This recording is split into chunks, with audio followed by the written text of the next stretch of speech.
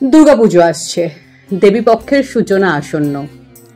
আজ তাই কথা বলতে এলাম নারী শক্তিকে নিয়ে।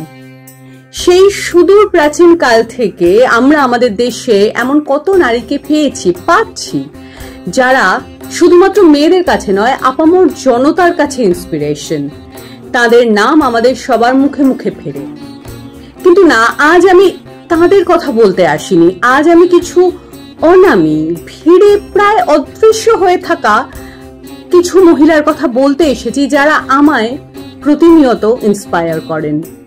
রাস্তায় চলতে চলতে দেখি টোটো চালান যে মহিলা, আমায় ইন্সপায়ার করেন।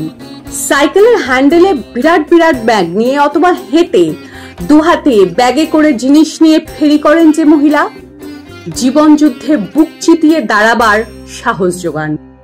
বাজারে সবজি বা মাছ বিক্রেতা মহিলাটির কঠোর পরিশ্রম আমায় নারী শক্তিকে চিনতে শেখায়।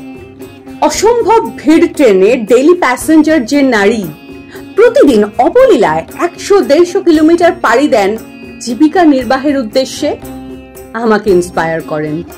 শপিং মলে সদ্য পড়াশোনা শেষ করা যে প্রায় বাচ্চা মেয়েটি আমাকে অ্যাটেন্ড করে, আমাকে নারী স্বাধীনতার মানে শেখায়। কনস্ট্রাকশন সাইটে যে মেয়েটিকে দেখি পুরুষের কাঁধে কাঁধ মিলিয়ে অক্লান্ত পরিশ্রম করে যাচ্ছে, আমার ইন্সপায়ার করে। আমার বাড়ির হাউস হেল্প দিদি 7 বাড়ি কাজ করে রোজগারও করে, আবার একা হাতে নিজের সংসারও সামলায়। জীবন যুদ্ধে যোদ্ধা হওয়ার শিক্ষা দেয় আমায়। মিউনিসিপ্যালিটি বা কর্পোরেশনে কর্মরতা যে দিদি রোদ বৃষ্টি উপেক্ষা করে পাড়ার সাফাইয়ের সুপারভাইজ করেন অথবা বাড়ি বাড়ি ঘুরে সবার শরীর স্বাস্থ্যের খোঁজ নেন, আমাকে দায়িত্বশীল হতে শেখান। যে গৃহবধূটি সারাদিনের ঘরের সব কাজ সামলে ফ্যামিলি ইনকাম আর একটু বাড়াবার জন্য ছোট্ট একটা বিজনেস করে, তার 10 হাত দেখতে পাই মানুষ চোখে।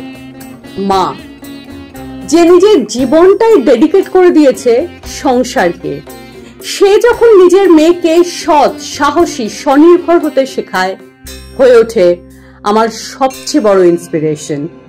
এই 10 জন নারী যেন মা দুর্গার 10 রূপ। এমন কত মা দুর্গা আছেন সমাজের বিভিন্ন স্তরে, বিভিন্ন ক্ষেত্রে। আজ তাদের সকলকে আমার শ্রদ্ধা জানাই। নারী শক্তিকে, মাতৃশক্তিকে আমার প্রণাম জানাই।